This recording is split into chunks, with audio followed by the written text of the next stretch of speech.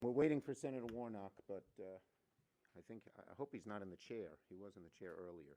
Does anyone mind if I take off my mask to speak? If you do, raise your hand and I won't. Okay. Okay, so thank you for being here. A Happy New Year to one and all. I'm joined by Senators Klobuchar, Merkley, and Padilla, and we hopefully Senator Warnock as well. So look, we all know on Thursday we're going to observe a dark, troubling milestone in this country's history, and that's the one-year anniversary of January the 6th. That day, thousands of rioters, egged on by a disgraced former president, waged a violent insurrection by attacking the U.S. Capitol. And January 6th was not a random event. It did not materialize out of the blue. It wasn't just a group of people being swept up by the moment. January 6th was an effort, a result. January 6th was the result of an effort by Donald Trump and his supporters to delegitimize our elections and perpetuate the big lie. Trump couldn't stand it that he lost. He couldn't deal with it. So he came up with the big lie, and unfortunately, he's had so many people across America join him in perpetrating that lie for their own, usually bad, malicious purposes. The election subversion efforts we're seeing all across the country today are a direct continuation of January 6th and the big lie. They come out of the same thing.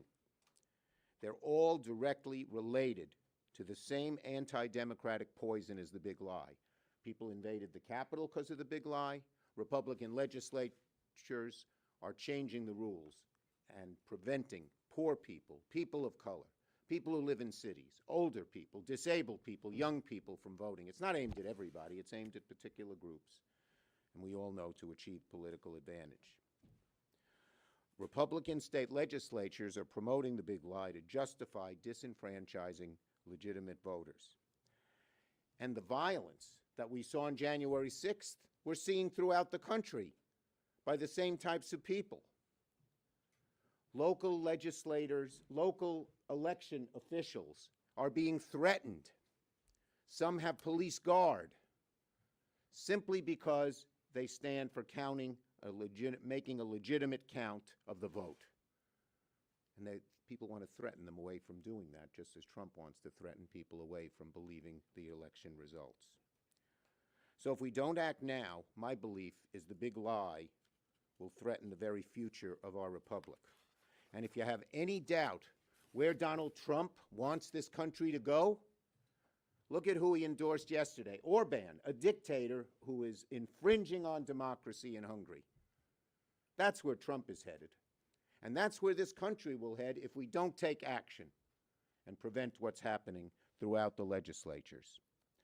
As I said in my dear colleague yesterday, if Republicans continue to hijack the rules of the chamber to prevent action on something as critical as protecting our democracy, then the Senate will debate and consider changes to the rules on or before January 17th, Martin Luther King Day.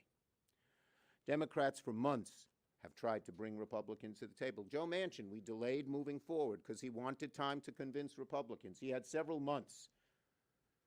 Republicans wouldn't even debate the bill. When we asked them what their proposals were, they wouldn't put anything forward.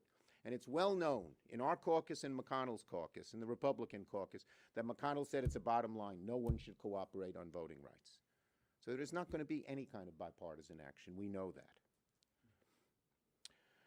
Our caucus is now engaged in active discussion about how we can restore the Senate. I am eager to do that. There have been more amendments in the 1 year I've been Majority Leader than in the 4 years that McConnell was leader. And we've tried to open up things on USICA, on the NDAA bill, often blocked by Republicans. So we want to reform the Senate. But that is something that should take some discussion, maybe in a bipartisan way. But we cannot hold up voting rights till people come to a conclusion, if ever, on that reform. So we are engaged in active discussions right now. There'll be a meeting this afternoon of 9 of us in the group that formulated the Freedom to Vote Act in my office, including Senator Manchin, and we're engaged in discussions.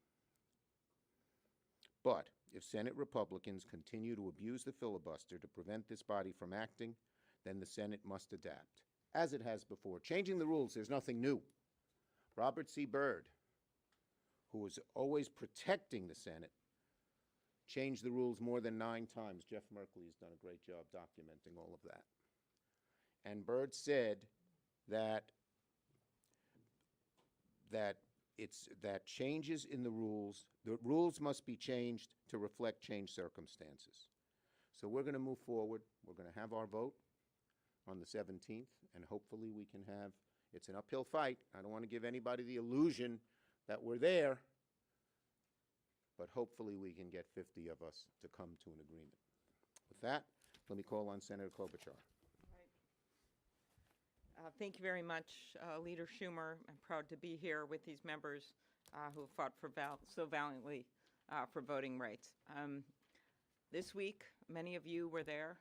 I go back to that day, the officers with the scratched faces, people standing between us and death, the members in that room, and then at the very end, when Senator Blunt and myself and Vice President Pence walked down that long walk with strewn glass on all sides, spray-painted columns, with the 2 young women with the mahogany box filled with the last electoral ballots ending in Wyoming. And I vowed at that moment that this can never happen again, and that so much of our country and our foundation of our country and the reputation of our nation around the world is about this peaceful transition of democracy, and that we are a democracy we should be proud of. And in the words of, I think it was President Biden that quoted Bob Dole at Bob Dole's funeral, he once said, when looking at civil rights legislation, no first-class democracy can treat people like second-class citizens. So that's what this is about. And I think you know that what happened that day really didn't end that day. I naively thought on that beautiful blue sky inauguration with all of the leaders of both parties up on that stage that the torch had been passed and that this was behind us. Far from the truth. Over 400 bills introduced across the country.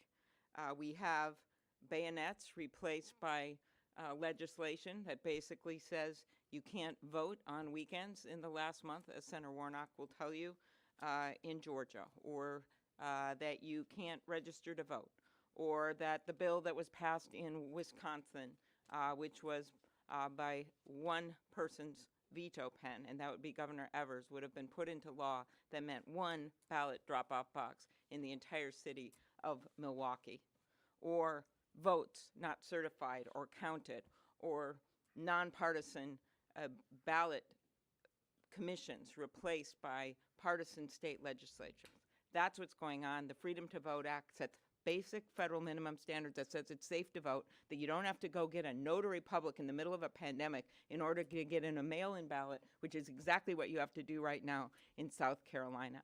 Basic minimal standards that are consistent with the U.S. Constitution that says that Congress can make or alter federal election laws. So that's what the focus is.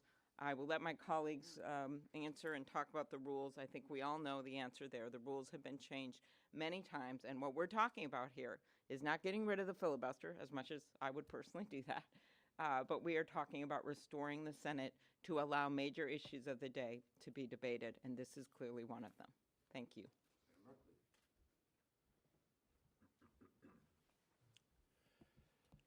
There are 2 basic types of governments in the world.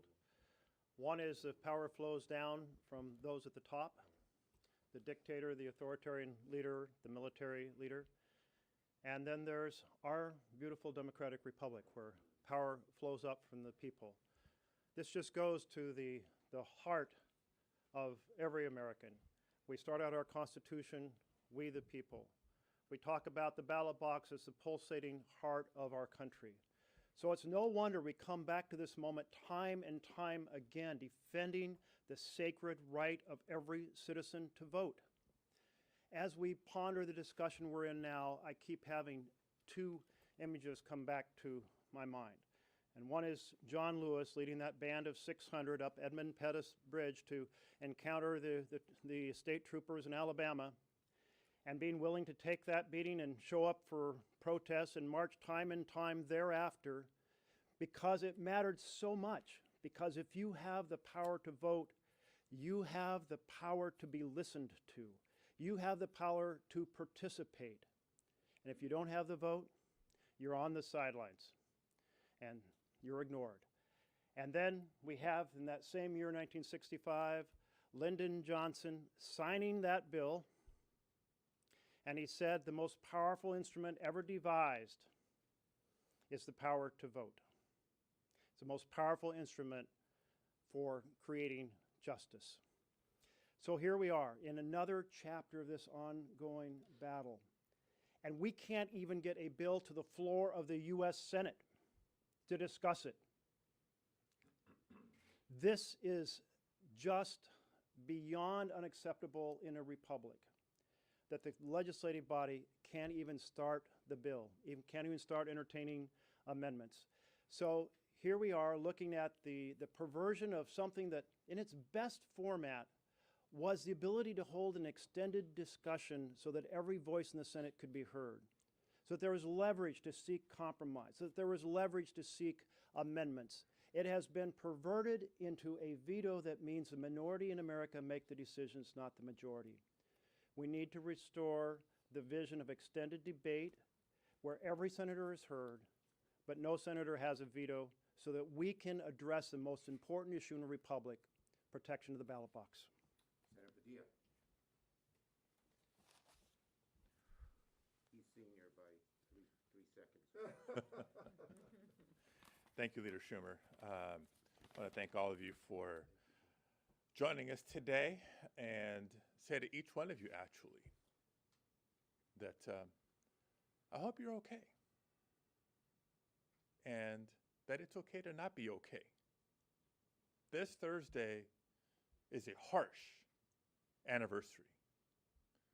1 year since not just a violent, but a deadly insurrection here in the nation's capital. As Senator Klobuchar said, the violence and the damage done by the day glide did not end on that day. I also want to remind us that it did not start on that day either. The insurrection of last January 6th was a long time in coming.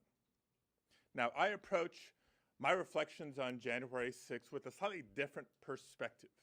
First, I was not here on that day. I was in transition.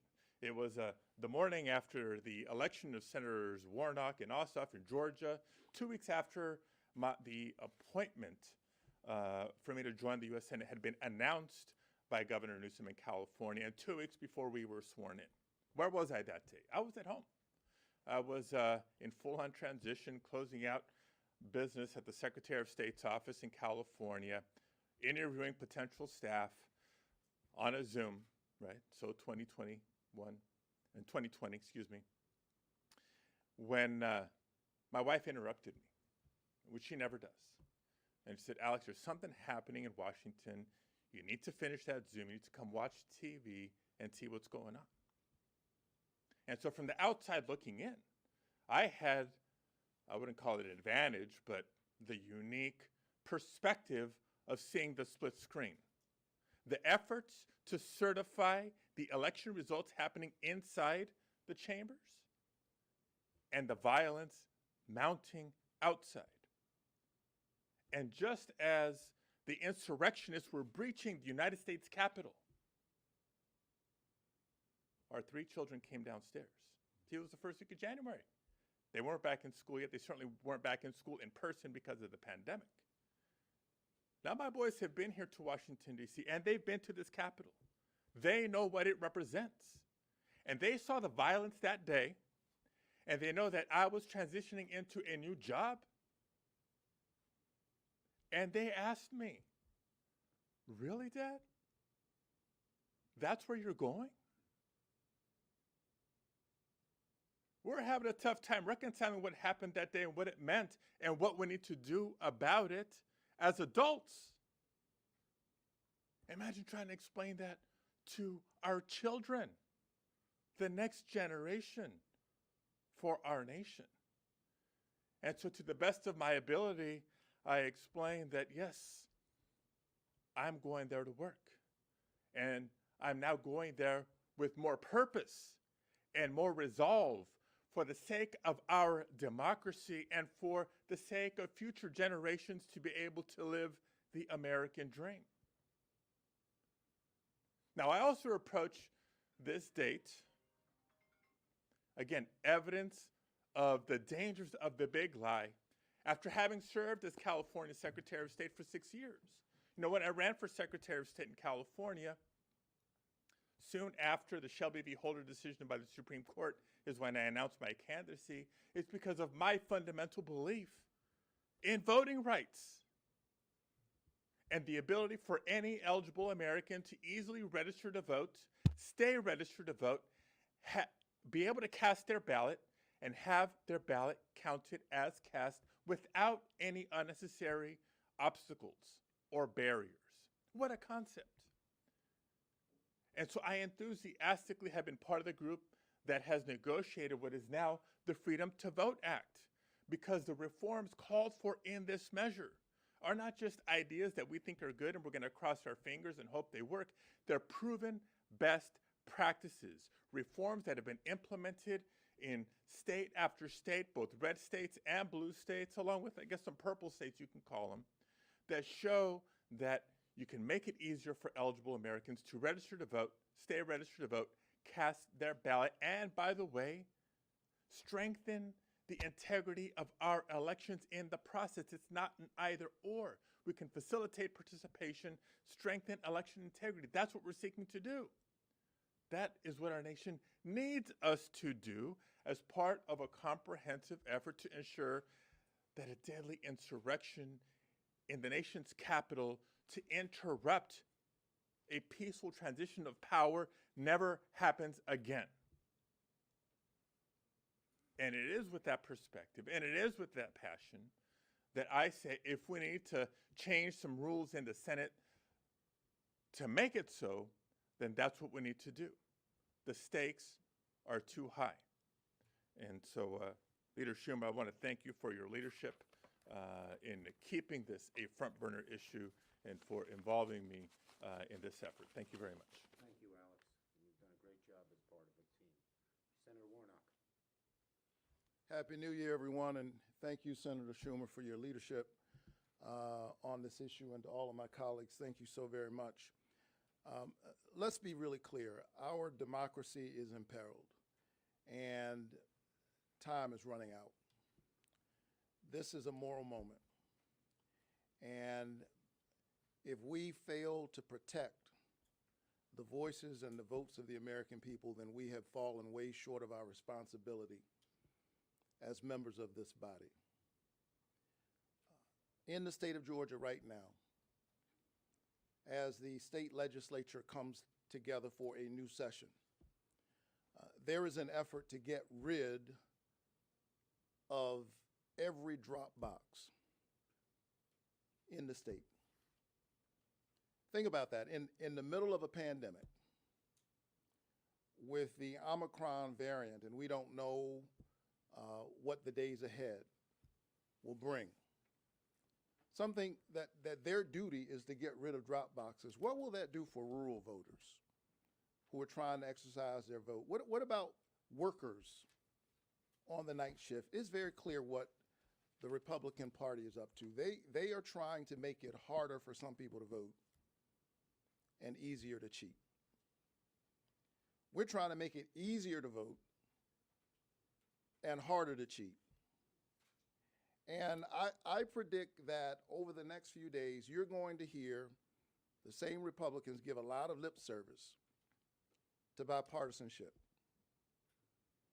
I believe in bipartisanship. I'd like to see us participate in a bipartisan way, which is why I had hoped they would have allowed us to have a debate on the voting bills that are in front of us. That's what they blocked 3 times in the Senate, our ability to have a bipartisan debate about an issue that the American people are debating over right now. I don't usually do this, but I happen to be sitting in the chair presiding over the Senate this morning when one of my colleagues from Texas, Senator Cornyn, began to attack our efforts to push forward these reasonable voting laws. The John Lewis Voting Rights Act, the For the People, the Freedom to Vote Act, and he tried to mischaracterize what we're doing. Let me be very clear. The elections are still run by the states. We're just trying to provide a federal baseline that says everybody ought to have access, every eligible American has to have access to the ballot.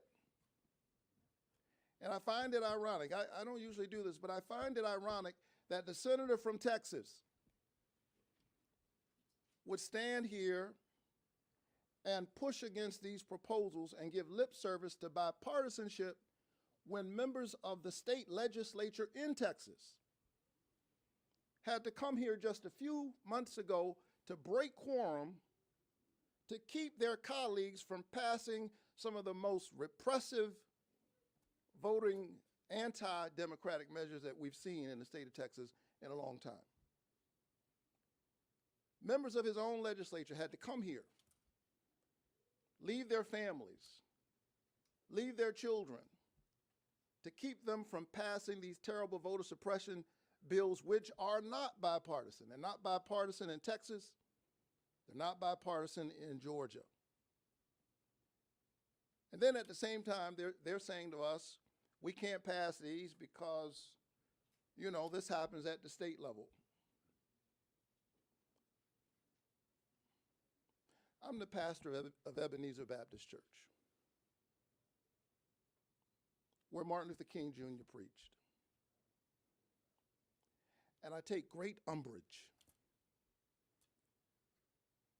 when members of this body would use old, trite states' rights arguments, the same kinds of states' rights arguments that were used against Dr. King back then to push against reasonable access to the ballot right now. And many of these same politicians will stand up in just a few days and they will give lip service to Martin Luther King Jr. Well, you cannot remember Dr. King and dismember his legacy at the same time. The John Lewis Voting Rights Act, the Freedom to Vote Act, is the legacy of Dr. King, and if you would give lip service to his name, you need to find yourself on the right side of history, pushing to get these bills done.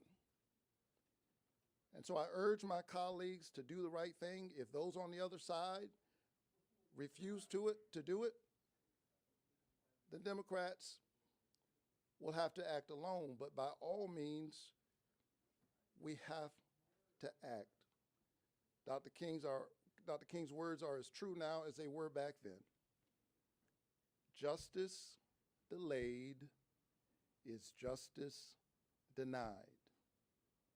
Time is running out.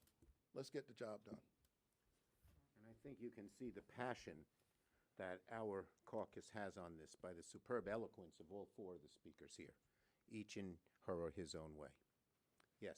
Leader Schumer, would you consider doing the Electoral Count Act in exchange or instead of the Freedom to Vote Act? That makes no sense. If you're going to rig the game and then say, oh, we'll count the rigged game accurately, what good is that? They want to now both rig the game and rig the count. But to just say, we won't rig the count, but we're going to rig the game, makes no sense whatsoever. What exactly are the proposals for changing the filibuster? How similar it is to maybe some of the There are many different proposals out there, and our caucus is discussing them. There have been lots of serious discussions, frankly, with Senator Manchin on different proposals, and he's entertaining them. He hasn't. I don't want to give people the illusion that he said he'd be for any of them at this point. It's a long, hard struggle. But we are engaging in that struggle with the hope that we can all come together because of the reasons that were cited here. Our democracy is at risk. Yes, we're going in order. Thank you, Senator. January 6th, as all of you have noted, is very much upon us. And I just wonder what kinds of briefings have you had on the threats? What is the reality of the threats? And how confident are you that this building is safe, will be safe Yep. on Thursday? Okay, we're in much better shape than we were a year ago. The intelligence, which was so poor then, is much better now. We have links. We passed legislation to link our Capitol Police with the National Guards. We have a new chief of police who is doing an outstanding job, and Amy's going to have him testify tomorrow at the Rules Committee. So yes, I believe we are much safer, but we got to keep working at it. We got to keep it making it safer and safer and safer. But there's no doubt we are a far cry from where we were a year ago. We are in much better shape. Yeah, go ahead, Amy. Okay. Senator Blunt and Senator Portman and Peters and I did that bipartisan report. I suggest you all look at it before tomorrow morning when we have the hearing. And we felt we couldn't wait. The effort in the House is, of course, just as important to look at what's the underlying causes and the accountability. But this was about the immediate security at the Capitol. Since then, Senator Schumer, with his leadership, we have a new sergeant at arms in the Senate. We have a new sergeant at arms in the House. We have a new police chief. We passed the bill at the end of the year that President Biden signed into law, allowing the new police chief to quickly call into the National Guard if that's needed.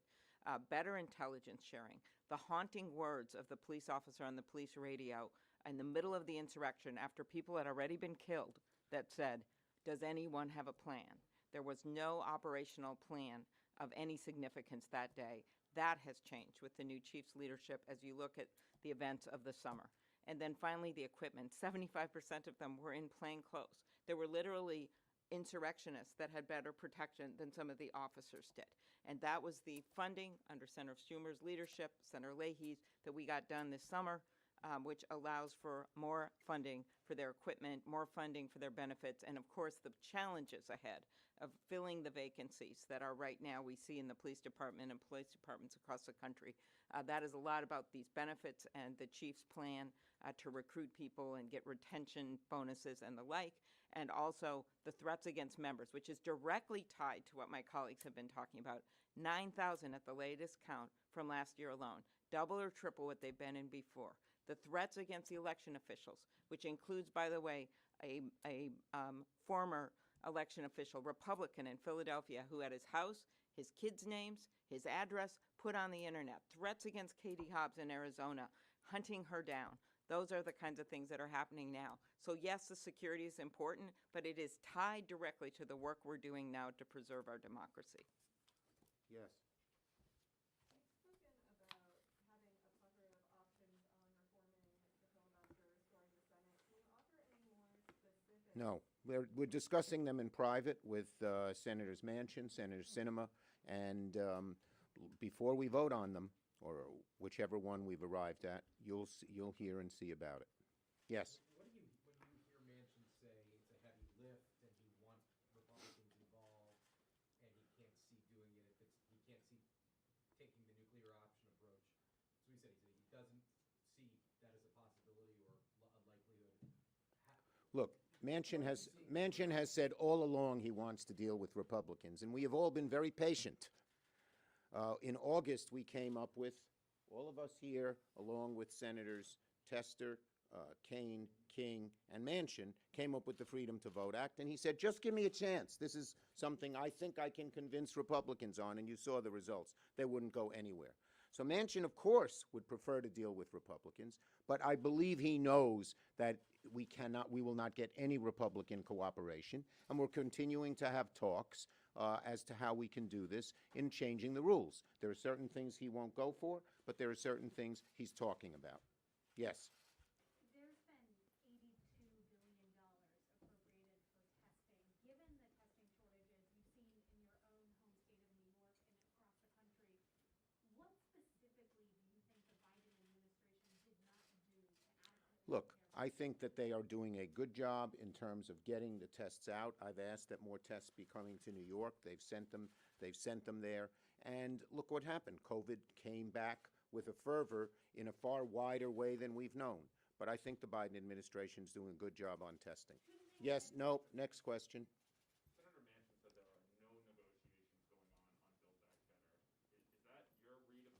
No, no. I've talked to Senator Manchin numerous times during the break. Most of the discussions were on voting rights, but we did touch on BBB. And I believe the Biden administration will be having discussions with Manchin with his cooperation and participation on BBB as we move forward. Last one. With the Omicron variant and the Capitol Physicians letter yesterday, do you anticipate any changes on the Senate side to how the floor is run or any changes to Look, COVID precautions? we try to go by the science. We try to go by what the Capitol physician says, and that will continue to do that. Thank you, everybody.